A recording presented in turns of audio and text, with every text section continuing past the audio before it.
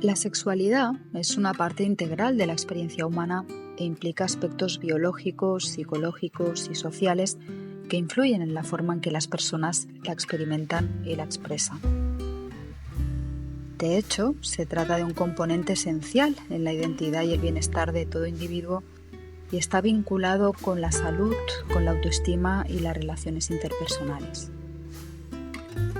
Por esta razón, la sexualidad es un tema fundamental para la psicología, pues permite entender cómo las personas desarrollan su identidad, enfrentan sus deseos y limitaciones y cómo estas experiencias afectan a su comportamiento y a su bienestar emocional. Pero, ¿cómo se relaciona nuestra cultura con la sexualidad? ¿Cuáles son los problemas psicológicos más habituales en este ámbito? ¿Cómo se vinculan nuestros pensamientos y nuestras creencias a la hora de desarrollar nuestra sexualidad? ¿O qué herramientas ayudan a afrontar los desafíos que podemos hallar en esta faceta de nuestra vida? Bien, pues para responder a estas y otras cuestiones tenemos con nosotros a Eduard Molinet, licenciado en Filosofía, psicólogo, sexólogo y especialista en trastornos de la personalidad y en terapia breve estratégica. Eduard, buenas noches y bienvenido a Luces en la Oscuridad. Buenas noches, muchas gracias por invitarme. Gracias a ti.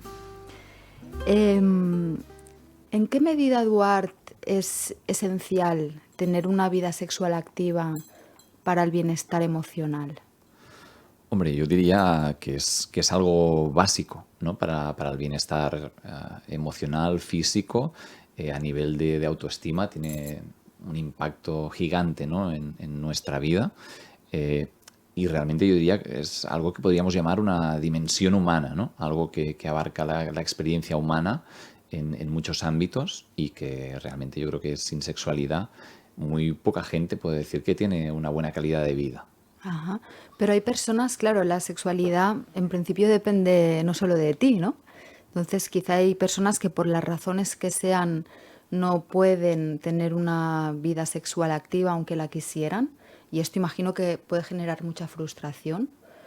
Pero no sé hasta qué punto, esto es incluso un debate sociológico, ¿no? No sé hasta qué punto en nuestra sociedad la sexualidad está sobrevalorada. No sé, ¿qué opinas al respecto? Yo diría que está sobrevalorada en algunos aspectos, ¿no? En el sentido en el que, si miramos a nivel publicitario, a nivel televisivo, parece que todo tiene un grado de erotización, ¿no? Desmedido, ¿no? Un grado de exposición desmedido. Y esto en realidad la exposición también es una parte de la sexualidad, pero no diría que es como la dimensión fundamental, ¿no? Y yo sí que pienso que puede haber como una dimensión sexual a nivel ¿no? de uno mismo, ¿no? Lo que se llama el autoerotismo, ¿no? Ujú. Podríamos decir que en realidad eso alimenta también esta dimensión sexual, ¿no? Es cierto que cuando nos juntamos con otra persona, aquí añadimos otros elementos vinculares, relacionales, espirituales incluso.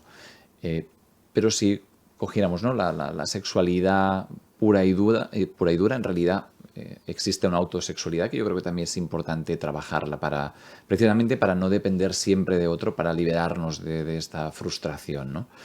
Pero es cierto que a la vez va surgiendo este fenómeno que llaman, ¿no? por internet los incels, ¿no? Este Ujú. grupo de hombres principalmente que pues, tienen un fracaso en todo el tema relacional y de sexualidad y que se quedan encerrados en casa consultando páginas de Instagram y de Facebook, ¿no? que van alimentando con ese odio, ¿no? sobre todo en contra de las mujeres o de la gente que tiene una sexualidad amplia y sana. Y ahí yo diría que hay como una frustración también que va más allá de la sexualidad, ¿no? Ese es un dominio en el que fallan, pero generalmente fallan en otros dominios de contacto social también. Entonces diría como que esa gente podría trabajar una autosexualidad sana y seguramente esa parte de frustración disminuiría, ¿no? Cosa que les permitiría relacionarse mejor también. Mm. Em, ¿Qué es la autosexualidad exactamente? Porque imagino que implica muchas más cosas que no solo la autosatisfacción, ¿no? Tiene una dimensión más profunda o más poliédrica del asunto, pero explícamelo tú. Pues no, estoy totalmente de acuerdo, ¿eh? Yo diría que tiene que ver, o sea, hay un intento por parte de la sexología moderna de hacer esto que decimos la desgenitalización, ¿no? Que es un poco apartar el foco de los genitales como reyes absolutos de nuestra sexualidad. ¿No? Y el clásico, así mal dicho, pero antes la sexualidad iba orientada al metesaca, ¿no? O sea, y si no tenías ese tipo de sexo, pues parecía que no habías tenido sexo. Lo otro, de hecho, las otras prácticas se les llamaba preliminares, ¿no? Un preliminar es previo a algo, ¿no? Que va a marcar Es lo importante, claro. Exacto, exacto. Entonces, esta visión vamos intentando romperla, ¿no?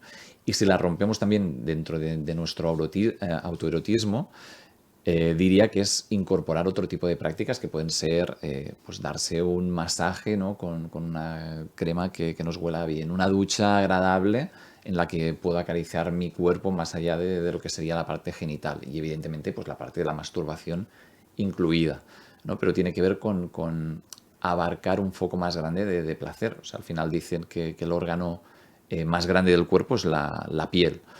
Entonces, pues tenemos un órgano gigante, ¿no? Al que muchas veces solo aprovechamos una fracción diminuta en comparación con lo que es. Entonces, tendría que ver con poder abarcar todo esto, ¿no? Masajearnos más, vamos a decir. Claro, incluso un olor, ¿no? También puede ser la sensualidad, ¿no? El componente de la sensualidad quizá también juega un rol que a veces dejamos en un tercer término incluso, ¿no? Em, Eduard, antes has dicho, la exposición es una parte de la sexualidad. ¿A qué te refieres con eso?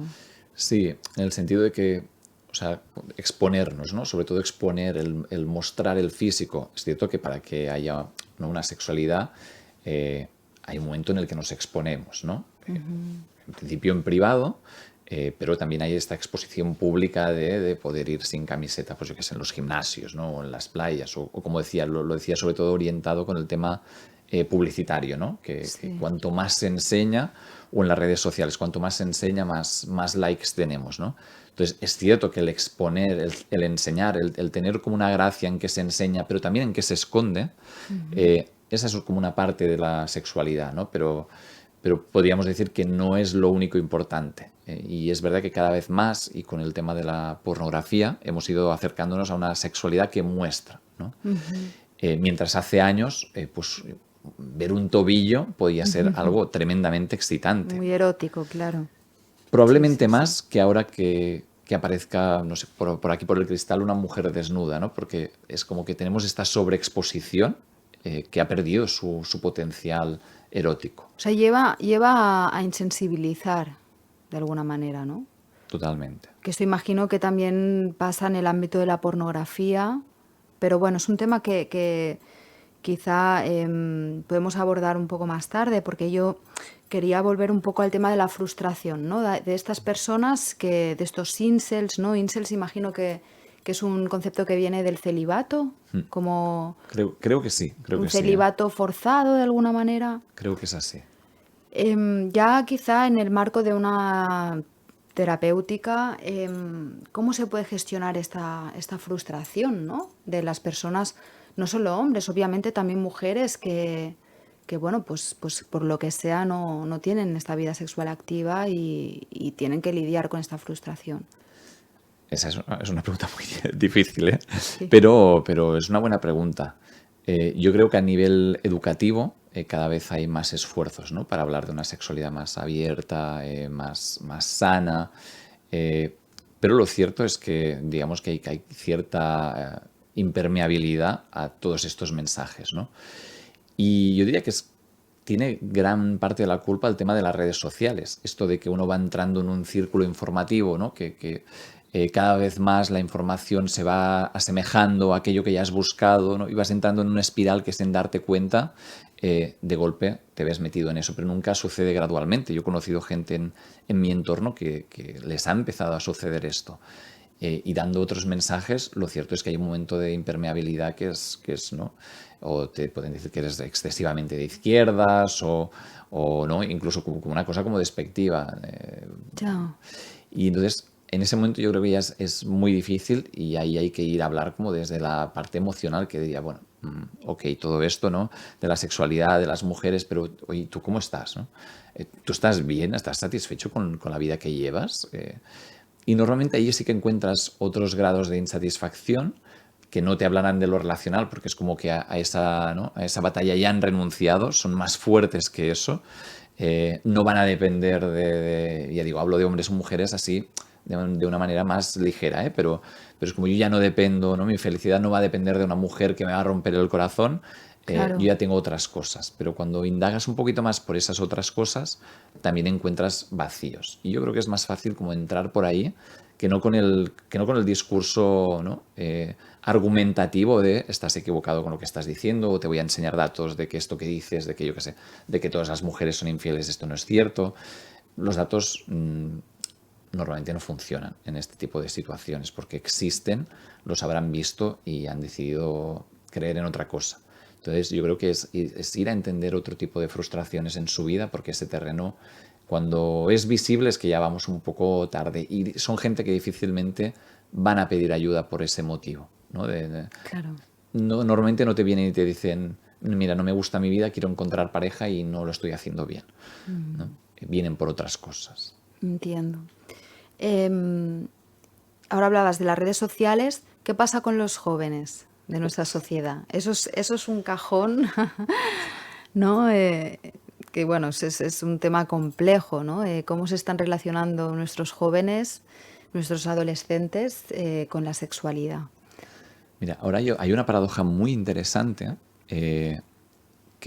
bueno, además hay un documental que hicieron en TV3 hace muy poco, no recuerdo el nombre. Ahora no sé si era Sociedad Porno, no Sí, recuerdo me suena, pero tampoco recuerdo el título, Sí. pero me suena que hicieron uno, sí. Y Generación Porno es Generación porno, el título. exactamente, sí. Sí. Y entonces ahí aparecen algunos datos muy alarmantes, ¿no? La paradoja es que los estudios que están saliendo ahora es que los jóvenes de ahora mismo tienen peor vida sexual que nuestros abuelos. O sea, que nuestros abuelos tenían más cantidad de relaciones sexuales que ahora los jóvenes. Así. Esto es un dato contraintuitivo, podemos decir, ¿no? Totalmente, ¿no? Nos estamos imaginando a los jóvenes abiertos, teniendo sexualidad, ¿no? Entre todos, porque de vez en cuando sale alguna noticia de adolescentes de 15 años realizan una orgía un fin de semana, Sí, ¿no? se habla de que son muy precoces actualmente, ¿no? Sí. Por ejemplo. Y esa es la paradoja. De golpe nos encontramos con adolescentes hipersexuales y que además, ¿no? Digamos que entre ellos abarcan gran parte de la experiencia sexual, ¿no? Y en cambio, otro grupo importante de jóvenes que no tienen experiencias sexuales de ningún tipo, ¿no?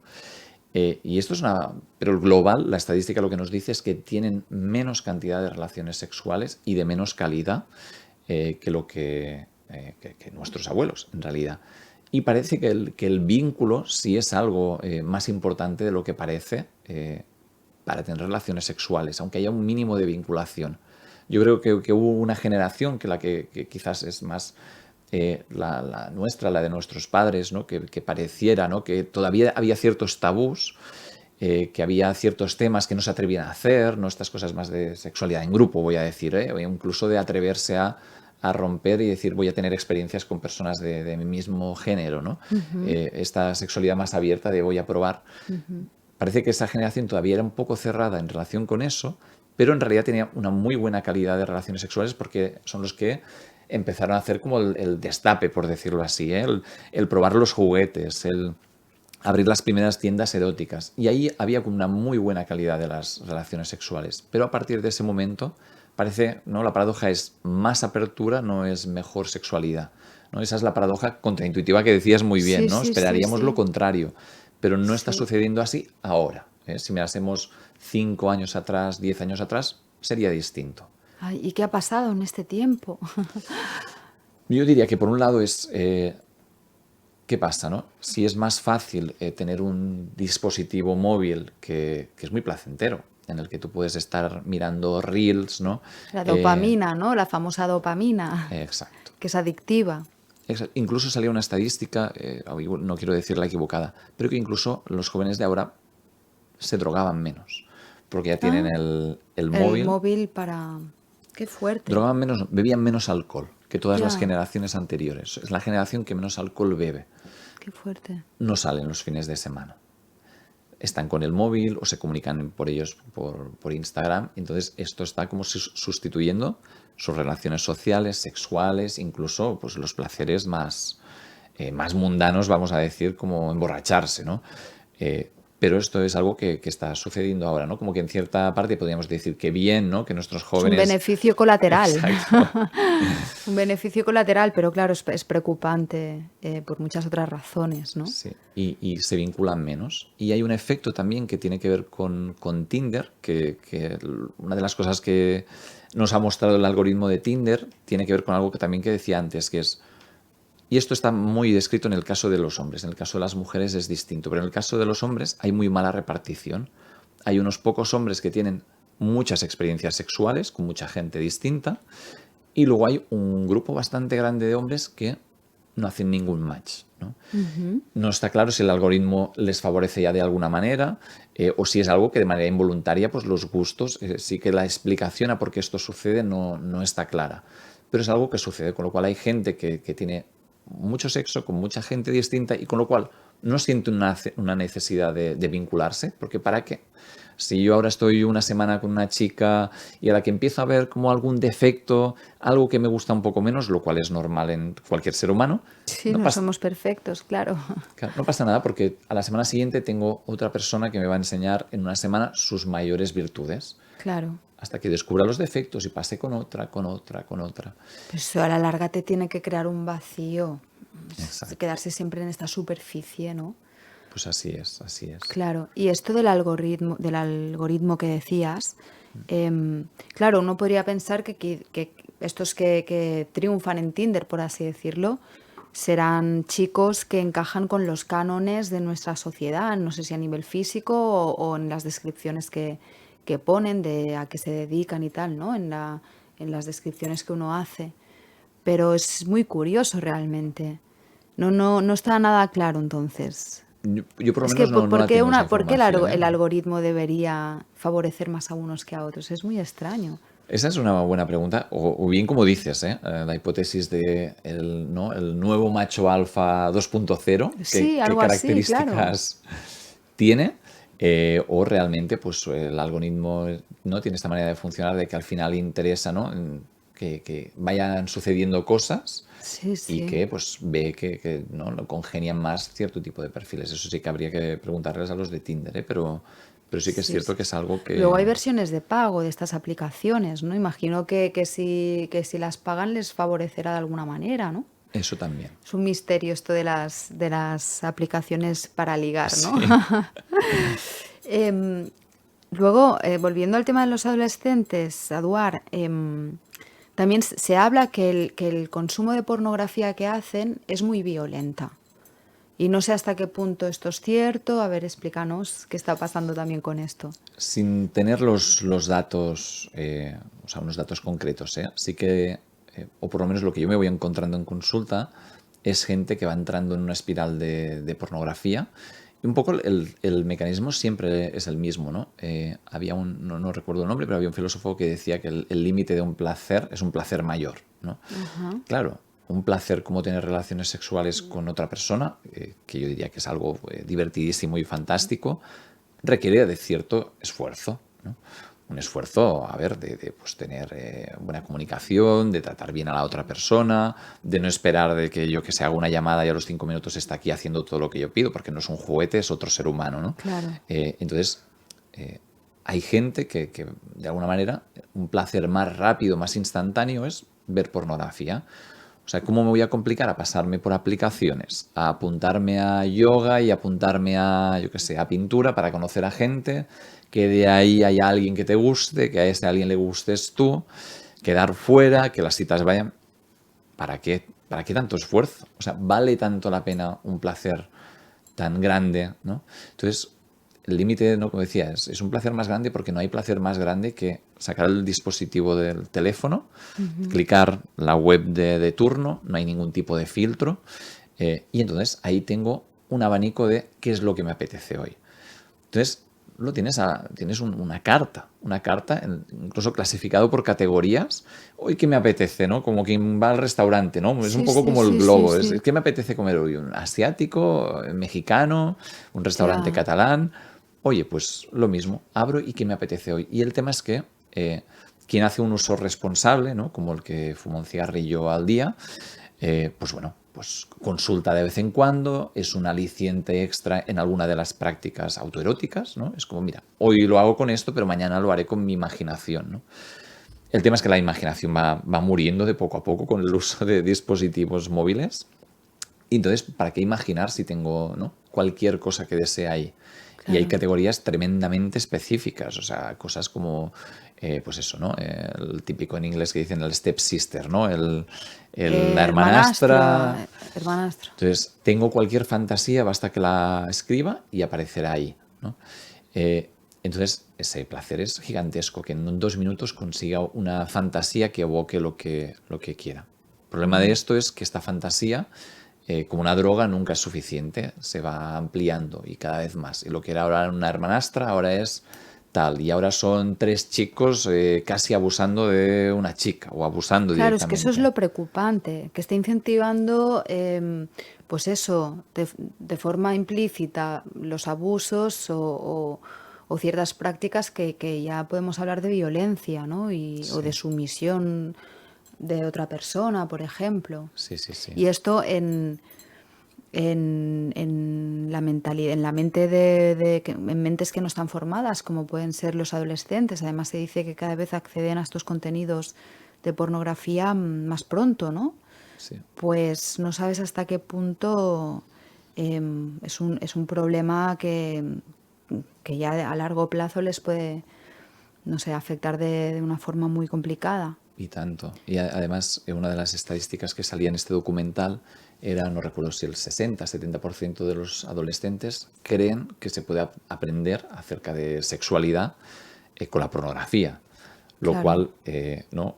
Todavía esa creencia, ¿no? Todavía parece que los jóvenes siempre se han resistido mucho a hablar con los adultos de sexualidad. Es como un terreno para ellos. Y esto es en realidad un problema que ha existido siempre, ¿eh? Siempre hemos hablado más de sexualidad con los amigos que con los padres. Ujú. Y esto de entrada no era un problema porque, ¿no? En otra adolescencia menos digital, digamos que los aprendizajes eran sociales, ¿no? Oye, ¿y cómo has hecho esto? Y me preocupa lo otro. ¿Y cómo lo resolviste tú? Y seguramente se daban algunos consejos nefastos, pero no había este aprendizaje, ¿no? A través de lo visual, era a través de lo social, ¿no? Ujú. Y este cambio yo creo que es algo importante. No hay nadie que ponga un filtro de si esto que estoy viendo es una sexualidad sana o no. Eh, Claro. es directamente que no, si está colgado es algo que se puede practicar y como el espíritu crítico de lo que es una buena práctica desaparece completamente. Ya. Hay una chica que se llama Marina Marroquí, no sé si te suena. Ahora sí Es no. una activista, creo que es trabajadora social y ella da conferencias en colegios de alrededor de España sobre el tema. Creo que tiene un libro que se llama Esto no es sexo. Mm, Y bueno, está dando visibilidad a toda esta problemática que tienen los jóvenes con el tema del sexo. Ella explica que, por ejemplo, em, ciertos algoritmos ya están mandando contenidos sexuales a niños de 12 años y muy violentos, ¿no? Dice que de alguna manera parece como si hubiera una intencionalidad de estas plataformas para hacer llegar estos contenidos, ¿no? A esta juventud. Y claro, es preocupante y ella da siempre las charlas en escuelas y hace tours por España. Y como ella habla de forma muy divertida, muy cercana, pues luego cuando termina se le acercan muchachos y les cuentan sus propias experiencias y claro, ya tiene una radiografía muy bien hecha de todo este panorama que es preocupante, ¿no? realmente sí. Ahora que lo has dicho, sí que he visto un vídeo de ella Sí, que, ¿no? que tiene mucha gracia en poder explicar Sí, las porque le pone cosas. humor, porque el humor es importante, ¿no? es una gran herramienta y más Sí, en los momentos complicados de la vida el humor es un arma estupenda. sí, sí, sí. Entonces ella así también se hace más cercana de cara a un público que son pues eso de 12, 13, 14 años, 17. Entonces tiene distintos talleres, por lo que creo recordar que los adapta obviamente pues a las edades, pero creo que ya hace incluso en primaria. Mira, Obviamente no les hablará de según qué temas a niños de primaria, pero sí que ella está trabajando para que haya una concienciación y una relación con la sexualidad distinta de la que se está generando, ¿no? pues no, figuras como ella, vamos, son necesarias en este momento. O sea, muy, muy necesarias, sí, sí. Y es cierto que el acercarse a adolescentes tiene que ser más provocador, ¿no? Porque, o sea, Totalmente. ahora porque estamos haciendo como la charla seria, ¿no? Y probablemente a ningún adolescente, bueno, igual a algunos sí, ¿no? Pero les interesará menos planteada así. Pero es cierto que para hablar con adolescentes, ¿no? Pasa que cuando viene gente joven en consulta, mi tono al hablar con ellos tiene que cambiar radicalmente, porque es que si no, ven como eso, como de otro señor, como otro médico, ¿no? Que les va a meter la chapa Claro, bueno, de qué es sexo y qué no es sexo, ¿no? Y es que en realidad lo sorprendente es que hay mucha información, lo que es la información pura y dura, la tienen. O sea, charlas de anticonceptivos y de por qué motivo hay que utilizar preservativo. Vamos, se han comido esas charlas desde que tenían 11 años. No obstante, de nuevo, estamos como en el momento de la historia en la que más ha caído el uso del preservativo entre ah, también, jóvenes. ¿eh? No me Sí. digas. Y más ha aumentado la presencia de enfermedades de transmisión sexual. Así, ¿eh? Entonces, otra paradoja. Resulta que educamos más que nunca, ¿no? Tenemos más formación en sexualidad que nunca en el sistema educativo. Deficiente, todavía. Y más que deficiente ¿no? En el sentido del el temario, yo creo que nos falta pues el carisma, ¿no? de personas como ella, que estábamos comentando ahora, para poder transmitir esa información, porque al final la información la tienen, no es un problema de falta de información. O Claro. sea, estamos en la era, ¿no? de más información disponible y no obstante, la percepción es como que, ¿no? Un poco el mundo se va a la mierda y Ujú. que, pues eso, aparecen las teorías muy, ¿no? muy raras según cómo y que como o sea, contra científicas, ¿no? Lo típico de la Tierra es plana, ¿no? Pues ya sabemos que el preservativo es necesario para tener relaciones, Claro. pero no se utiliza. Ya. Ya, ya, ya, ya, ya. No, pues es eso, se necesitan personas carismáticas que sepan transmitir el mensaje, ¿no? Como es el caso de esta chica de Marina Imagínate. Marroquí. Am, Aduar, ¿cuáles son los principales temas que están encima de la mesa? No sé si entre los psicólogos que os dedicáis a la sexualidad, pues hay una serie de debates. Me hablabas, por ejemplo, de este tema de la desgenitalización, ¿no? Mm. Temas que ahora se están trabajando mucho en este ámbito, que se está poniendo especial foco porque se está viendo que son enfoques más adecuados, por decirlo de alguna manera. Sí, ese yo diría que es uno, ¿no? El de eliminar ciertas palabras, como decíamos, lo de preliminares, ¿no? Como si... Ajá. y bueno, tenemos otro término que es, por ejemplo, sexo oral, ¿no? Ujú. Y sexo oral a mí me gusta mucho más el término, porque ya te está diciendo lo que es sexo realizado con la oralidad, ¿no? Ujú. Con los labios. Eh, Claro, si esto, ¿no? El sexo oral ya no es un preliminar, es otro término, ¿no? O la masturbación o el descubrir que hay un cuerpo entero, ¿no? Eso yo diría que es un tema como muy, muy importante. Luego hay todo ese debate en el que es verdad que yo no entro tanto, porque en mi práctica clínica o sea, no vivo las consecuencias de este debate, que es como todo el debate de género, identidad, ¿no? Cuál es el sexo biológico y cuál es el identitario. Este yo diría que es como el gran tema, ¿no? Y que también diría que es el tema como más polémico y yo diría que es como o sea, hay una percepción de polemicidad que yo, por ejemplo, en consulta no veo. Como mucho puedo ver a alguien que, por ejemplo, tras haber hecho una transición, ¿no?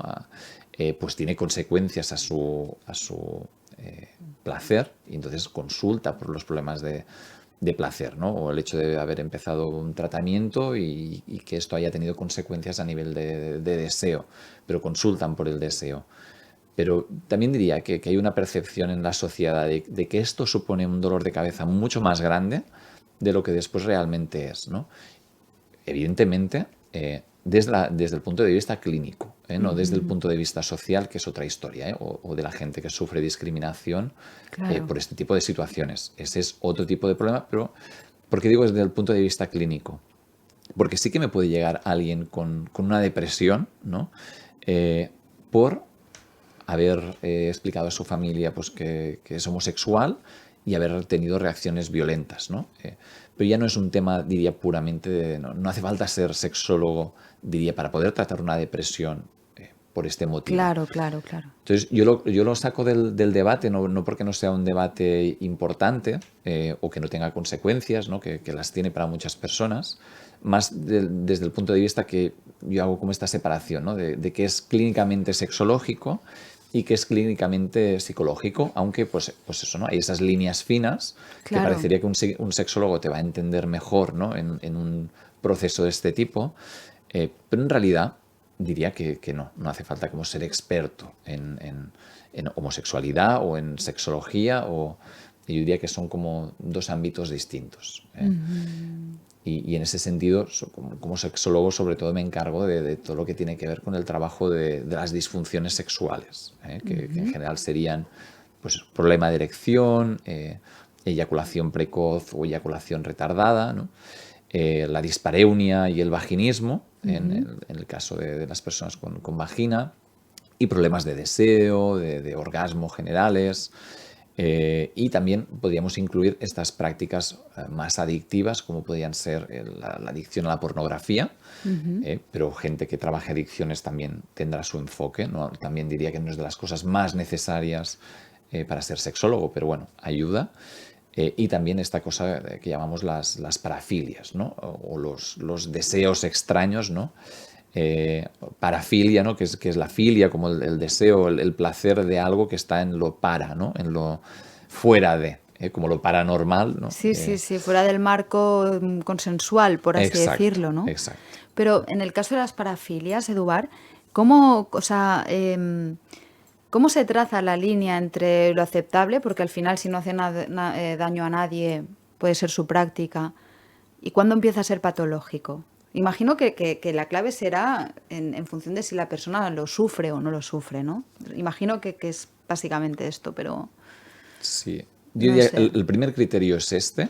La persona sufre o sufre su pareja, por Claro. decirlo así, pero sufre la persona o alguien de alrededor. Y para mí el segundo criterio es cuando la práctica es excluyente. ¿Sí?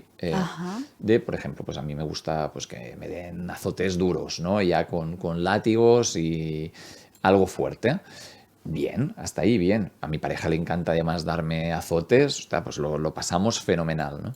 ¿Qué pasa? Que hay un día que pues apetece estar más tiernos, ¿sí? Y dar más besos, abrazos, caricias, igual tocarnos sin llegar a tener penetración. Y aquí tenemos un problema porque yo no me excito, ¿no? ¿Qué está sucediendo? Que mi excitación se ha quedado limitada a la práctica. Entonces solo puedo recibir placer cuando hago esa práctica en concreto. ¿Sí? Entonces, cuando es limitante y no enriquecedora, ahí estaríamos como delante de una parafilia. Otra cosa es una preferencia. Es, mira, yo de cada 10 veces prefiero que 7 sean muy duras, ¿no? Con azotes, pero esas 3 que hacemos al mes, que son más cariñosas, pues, ostras, pues las También disfruto las puedo también. disfrutar, Pues claro. oye, no pasa nada, y hay un acuerdo con tu pareja y los dos os gusta lo mismo, fantástico. Pero ya hay variabilidad. Pero si es, pues o solo puedo excitarme y a veces te encuentras de las cosas más variopintas que sorprenderían, ¿no? Me acuerdo un chico que se excitaba y solo podía tener erección si había globos en la cama, ¿no? No me Globos digas. como los de cumpleaños, globos de... Sí, y claro, al principio sí que cuando conoció a su última pareja, pues sí que en cierta manera como, bueno, como nos estamos conociendo, la sexualidad funciona, pero pronto ya dijo, mira, necesito esto, ¿sí? Si no, no puedo disfrutar. Entonces, a veces sí que es verdad que tenía problemas de erección, ¿no? con la pareja, pero no le daban mucha importancia porque era puntual, pero a medida que iba pasando el tiempo, es, mira, tengo que contar que solo me puedo excitar con ese medio. Y entonces sí que es verdad que en un inicio pues la pareja lo vivía bien, pero poco a poco ya pues había Supuso un situaciones, problema, claro, claro. no puedes llevar siempre ¿no? De entrada la gente pues, piensa, hostia, pero qué cosa tan extraña, ¿eh? Claro. Pero yo no soy para juzgar por lo general que nos excita, porque al final tiene que ver con algo muy sensorial también, ¿no? Oye, pues excita eso, fantástico. Entonces el tema no es quitar los globos de la práctica sexual, pero es en cierta manera cómo ampliar el placer con otras prácticas. Sí, porque uno no siempre que esté en la situación tendrá quizá globos a mano, ¿no? Exacto, exacto. Pero, O los cumpleaños, qué sufrimiento, no sé, viendo claro, todo de claro, o globos y decir, sea, madre mía, esto... pero Eduard, y se trata de indagar en la raíz de por qué los globos le gustan tanto a esta persona en este sentido. O sea, ¿hasta qué punto es necesario entender el, el, el motivo de esa atracción o de esa preferencia? Yo diría que aquí ahora empezaría una división, igual conecto con otro tema que también has mencionado en la introducción, eh, pero yo creo que aquí habría una división. Habría como los psicólogos, sexólogos que dirían, sí, es muy imprescindible entender que en qué situación hubo globos y ay, el quinto cumpleaños que antes de que, yo qué sé, me invento una historia, Sí, pero sí, antes de sí, que sí. falleciera la abuela, el quinto cumpleaños. Algo más psicoanalítico, quizá, ¿no? Exacto. Entonces sí que hay que ir a la raíz, ¿no? Del momento en el que se produce ¿no? la excitación por el globo, pues ver qué pasa ahí, ¿no? Ir al origen. Yo por lo general tengo una visión algo más práctica, esto que hablábamos de la terapia breve, estratégica, que después entraremos más, pero que en realidad, si lo pensamos, es como, bueno, yo cuando se me funde una bombilla en casa, no me pongo a mirar si el circuito eléctrico y la caja de fusibles y estudiar todas las movidas de por qué los electrones, ¿no? En realidad, lo más rápido y sencillo es que giro, ¿no? Enrosco una bombilla que me he comprado, se resuelve. Y a ver, y si no peta una bombilla cada 5 minutos o cada día, todo va bien. Esa bombilla me va a durar 5 años más, que es lo que tiene que durar. Oye, pues no hay que hacer más preguntas porque si funciona, no necesito ser electricista. Sí. En unos pocos casos diría que nada funciona y lo que decía, ¿no? La bombilla. Pues peta cada día la bombilla que pongo, entonces hay un problema distinto. Entonces Claro. quizás hay que indagar. Pero yo diría que en la mayoría de veces, o por lo menos en sexualidad, yo me encuentro que no hay que ir tanto al origen. No hay que ir tanto. Eh, ¿En qué situaciones sí hay que ir al origen? Pero en realidad ni siquiera vas al origen, es algo que sucede de manera espontánea. Pienso, por ejemplo, en chicas que tienen pues dolor en las relaciones, ¿no? O tienen el vaginismo, que sería como la incapacidad de poder tener una penetración con mano, Y se descartan objeto. obviamente causas físicas en todo esto. Lo primero Exacto. imagino que empieza por ahí, ¿no? Exacto. Bueno, y el tema es que a veces se provocan sin querer. El tema del vaginismo al final es como una contracción involuntaria Claro. que cuando ¿no? las personas con vaginismo se esfuerzan mucho en tener relaciones porque sienten deseo, porque tienen ganas, lo que pasa que se contrae la musculatura. Entonces fuerzan un poco más de lo que deberían y a veces se encuentran lesiones, pero no es porque inicialmente hubiera habido lesiones. Claro, claro, Se las es encuentran. consecuencia, claro. Exacto. Pero, por ejemplo, hay casos de este tipo que no es que sea el caso más habitual, ¿eh? Cuando hay que ir al origen, pero las personas te lo explican, es, mira, a mí me sucede esto desde siempre porque a los 12 años pues tuve un abuso, ¿no?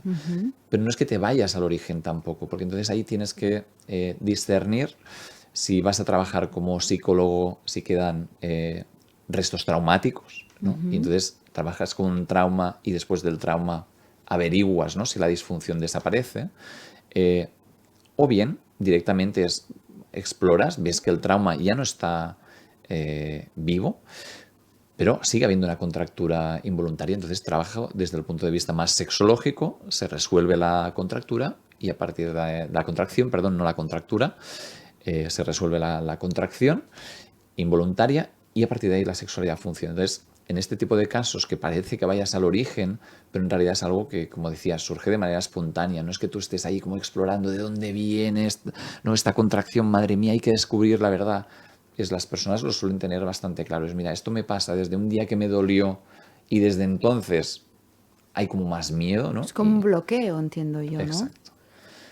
O gente que te dice, es desde el trauma o desde que tuve esta situación, casi un abuso sexual, desde entonces mi sexualidad ha cambiado. Entonces es distinto. Claro, es un enfoque desde el trauma, un enfoque desde otra Exacto. perspectiva.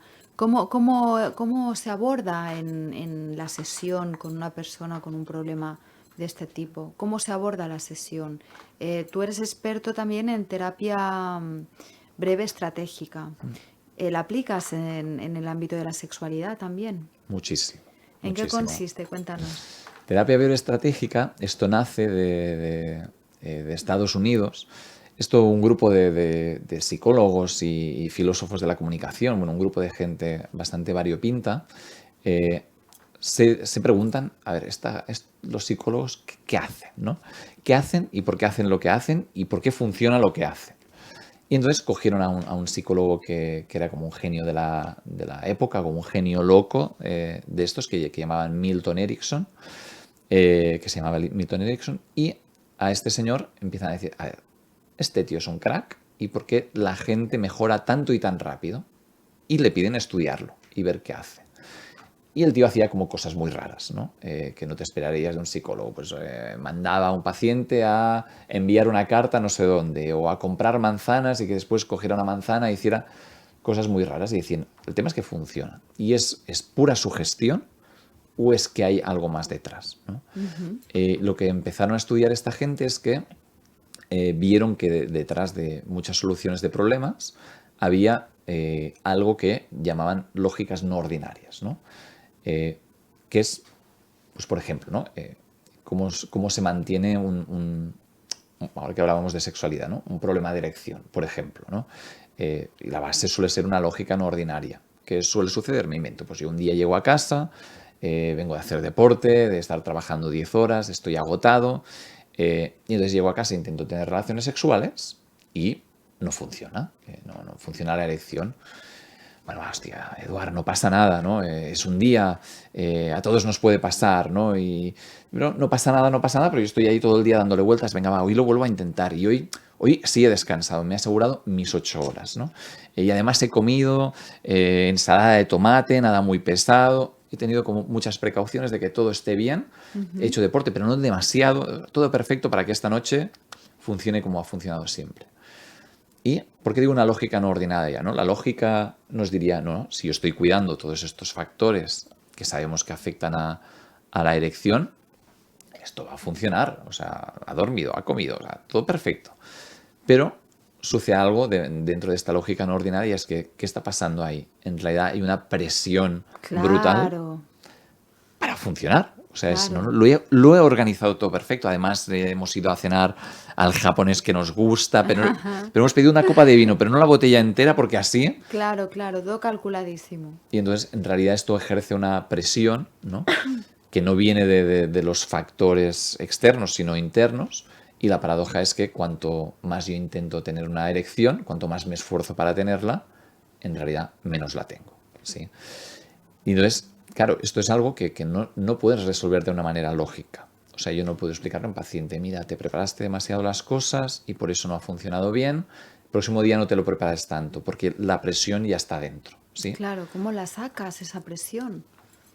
Entonces, ahí es donde viene el trabajo complicado, que tiene que ver con trabajar con esta misma paradoja, ¿no? La solución tendrá, digamos, el mismo tipo de lógica que la construcción del problema, ¿sí? Y por esto decía que muchas veces, o por lo menos en terapia breve, no es tan importante el origen. O sea, para mí no es importante si el primer día que falló la erección resulta que se había esforzado demasiado y resulta que esto lo recuerda una vez que su padre le dijo. ¿No? O sea, esto en Claro, realidad no importa tanto porque la terapia breve estratégica busca resolver estos problemas de manera creativa. Entonces, tú lo que estudias es el fenómeno. O sea, cómo se ha construido el problema más que... o sea, cómo se ha mantenido el problema, por qué se mantiene el problema, más que en cómo se ha formado. claro. ¿Cuáles fueron los factores que hicieron que se formaran? Quizá ya es algo muy alejado de lo que está haciendo que se mantenga, ¿no? Exacto. Em, Y perdón, no, no, adelante. como siendo un poco más práctico en un ejemplo, porque al final no hay como una estrategia concreta que tú lances para el problema de erección. ¿no? No es en plan, mira, tiene un problema de erección, le recetas esta estrategia y funcionará. Entonces, cuando tú estudias cómo se ha ido elaborando el problema, cómo se ha mantenido, pues a cada paciente le vas a dar una estrategia distinta, pero que vaya acorde con la lógica. Si, por ejemplo, ahora me acuerdo de un caso, ¿no? Era un paciente que no tenía pareja. Y el tema es que todo el rato iba probando y buscando, pues voy a buscar este tipo de chica que resulta que ¿no? Tiene lo que más me gusta, que son los ojos verdes, y buscando chicas con ojos verdes y no funcionaba. Pues quizás no es eso, necesito a alguien que no me guste nada, y buscaba lo contrario. Ostras, quizás es que, y esto me he encontrado de casos que llegan a dudar de la propia sexualidad y te dicen, a ver si seré homosexual, y resulta que no tengo erección, porque me gustan los chicos, ¿no? Y los problemas aquí, bueno, se va haciendo Es como una mucho... bola de nieve. Tremenda. Claro. Y en un caso en concreto, por ejemplo, algo parece, dicho así, muy estúpido, ¿no? Pero en este caso, el miedo de la persona es que me descubran. Que me descubran como impotente, ¿no? Y entonces, así mal dicho, porque después la terapia tiene tiene otro rollo, ¿no? Pero así mal dicho, la estrategia en el caso de este chico fue, mira, en cada primera cita, lo primero que tienes que hacer es decir que eres impotente. Wow. Dice, pero con estos términos, no con estos términos, tienes que decirlo. Y que después ya tu creatividad, que te gusta mucho, que igualmente quieres intentarlo, que no sé qué, pero que probablemente no va a funcionar, ¿no? ¿Qué es lo que sucede? Si pensamos a nivel de lógica interna, toda esa presión de que no me descubran... Ya la has quitado, claro. Ya no tiene sentido. Ya me han descubierto. Claro. Ahora ya no tengo nada que ocultar. Y a partir de ahí, mágicamente, y además en este caso, digo mágicamente porque el efecto a veces es mágico, estamos hablando de que en una sesión o dos, en este caso fue una sesión más 2 de seguimiento que hicimos, o sea, 3 sesiones, un problema que llevaba 5 años sucediendo, teniendo citas recurrentes y que nada funcionaba, pues algo aparentemente tan extraño, absurdo y pequeño hizo que se rompiera todo el problema. Y yo ahí no le expliqué nada de la presión interna, no utilicé una lógica racional para comunicarme. Claro, qué interesante. Y respecto a lo que nos genera deseo, claro, es realmente una cosa sobre la que no tenemos control alguno, ¿no? O sea, pensemos en épocas anteriores que la homosexualidad estaba prohibida, pero la gente no decide ser homosexual o heterosexual. Y así con todo, con las parafilias. ¿Se puede de alguna manera con trabajo psicológico reorientar el deseo? ¿O solo pasa por una aceptación? ¿O cuál es el enfoque adecuado para esto? Yo diría que reorientar es difícil. Lo que se puede hacer es ampliarlo, ¿no? Lo que decíamos. Muchas veces, ¿no? Por ejemplo, ¿no? En el caso de la homosexualidad, probablemente si indagamos más, ¿no? Alguien que es homosexual nos dirá, pues mira, es que además concretamente me gustan los hombres que cumplen con ciertas características. Entonces, muchas veces el tema es qué ayuda a alimentar el deseo, ¿no? Si buscamos frenarlo, es como cuando a un niño le decimos, ¿no? que no haga algo que le apetece mucho. ¿Qué es lo que va a suceder? Que todavía, ¿no? Sí. Le van a venir más ganas. Y el problema de eso es que ya no es que digamos no hagas eso, es que le decimos es que hacer eso está mal. Sí. Como en el caso de la homosexualidad, que lo que se decía es que era como una cosa demoníaca. Claro. Entonces, ahí lo que generas es un problema tremendo porque es, ostras, no solo esto cada vez me gusta más, porque cuando más intento frenarlo, más deseo vengo, sino que es que además la hipótesis con la que tengo que trabajar es que soy un demonio. O sea, que es perverso esto que... Entonces, yo diría que la idea más que de extinguir es de alimentar, ¿no? Es a qué otras cosas podemos encontrar placer aparte de esto, ¿no? Pues en el caso de la homosexualidad yo diría, pues, aparte de estos hombres concretos que ya sabemos que te gustan y que siempre tienes acceso a ellos, ¿qué otros hombres podemos descubrir que te gustan, ¿no? Y en cierta manera es enriquecerlo, ¿no? Como una dieta en realidad. Es cualquier cosa que nos la limite, nos desnutre, pero cualquier cosa que nos, ¿no? Pues, hostia, yo no comía berenjena, pero he descubierto que rebozada me gusta. Pues oye, vamos a descubrir más placer, porque el placer diversificado, ¿no? En realidad es un placer más rico.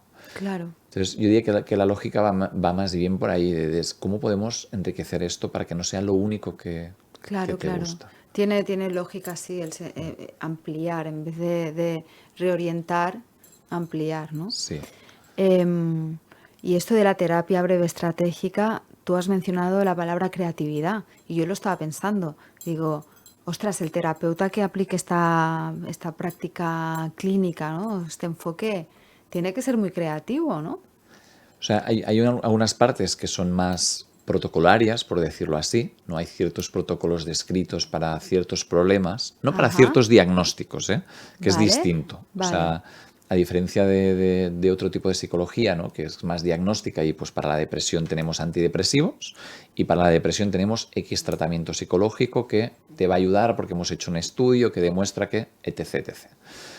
Esto es un poco distinto, espera, vale, depresión sí, porque está triste, pero lo que decíamos, ¿no? ¿Cómo se mantiene esta depresión? Entonces, cuando tú analizas lo que la mantiene, descubres que no te encuentras con una depresión. Te encuentras con, sí, síntomas depresivos, pero que a alguien la depresión se le mantiene por un duelo no resuelto y que todo el día está intentando no pensar en la persona que ha perdido, pero no puede evitar pasarse la noche en vela pensando en esa persona. O otro que es que la han sobreprotegido tanto y que siguen, ¿no?, protegiendo tanto que como no, siente que no crece y que no evoluciona y que no se escapa ¿no?, de la jaula de su familia, se deprime. Y entonces el trabajo es completamente distinto, ¿no? Y mientras a veces un tratamiento farmacológico trataría todo por igual, aquí vamos a ver cuál es el fenómeno. Entonces, sí que hay ciertos procesos protocolarios descritos para ciertos fenómenos, ¿no?, de cierta construcción de fenómenos. Pero por lo general sí que requiere de un grado de creatividad, porque yo no puedo explicar, ¿no? Yo no puedo dar una estrategia a alguien de la misma manera, ¿no? Incluso dos personas con el mismo tipo de problema no les puedo explicar de la misma manera exacta cómo resolverlo, ¿no?, o cómo trabajarlo. Entonces sí que requiere de esta parte como creativa, como de escucha, ¿no? O muchas veces dicen esto de hacer un traje a medida, ¿no? Yo no tengo una terapia, yo tengo el modelo tal y te lo aplico a ti. Claro, tiene que ser algo completamente personalizado, obviamente. Sí. Pero ¿y la parte de protocolo en qué consiste esta otra parte que decías que sí que la tiene? Por ejemplo, me invento, pero un problema que no es sexual, pero como un trastorno obsesivo-compulsivo. ¿Sí? Una vez tú ya has determinado que cumple con un procedimiento concreto, no todos los trastornos obsesivo-compulsivos son iguales, pero una vez tenemos el caso tipo de alguien que antes de salir de casa tiene que comprobar la puerta 10 veces, ¿no? Entonces tú a partir de ahí sí que tienes como una estrategia tipo también, que en el caso, ahora la digo así rápida y mal dicha, pero que tiene que ver con realizar el ritual un número determinado de veces que elige el terapeuta. Vale. Aquí hay menos creatividad. ¿Dónde está la creatividad aquí? Como decíamos, en la parte carismática de transmisión de la información, y aquí sí que entra la parte como más de la comunicación hipnótica, ¿no? De cómo logro yo comunicar esto para que a esta persona le calce.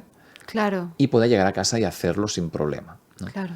Entonces ahí la creatividad viene por la parte comunicativa, pero no por la parte estratégica, porque sabemos que lo que funciona en estos casos tipo es esto. Entiendo. No hay que crear algo nuevo de esto, pero sí que la manera de comunicarlo la tengo que crear ahora mismo para esta persona. Entiendo. Entonces ahí es un poco donde sigue habiendo un proceso creativo, pero yo ya sé que alguien llega, ¿no?, con un toque de este tipo, yo ya sé qué es cómo se va a ir. Se va a ir con esto. Pero ahora falta que sintonicemos y ahí viene la parte comunicativa, que es como un 70% de la terapia. Sí. Se nos termina el tiempo. No sé si tienes redes sociales o algún método de contacto, alguna forma de contacto que quisieras transmitir, compartir aquí con nosotros. Es cierto que no hago mucho caso a las redes, o sea, si me escriben contesto, pero no publico mucho porque trabajo más que no publico ahora mismo. Entonces, pero bueno, por mi nombre y apellido, Eduard Molienet, aparece en mi página web y en mi Instagram es lo mismo, o sea que quien quiera seguirme, encantado.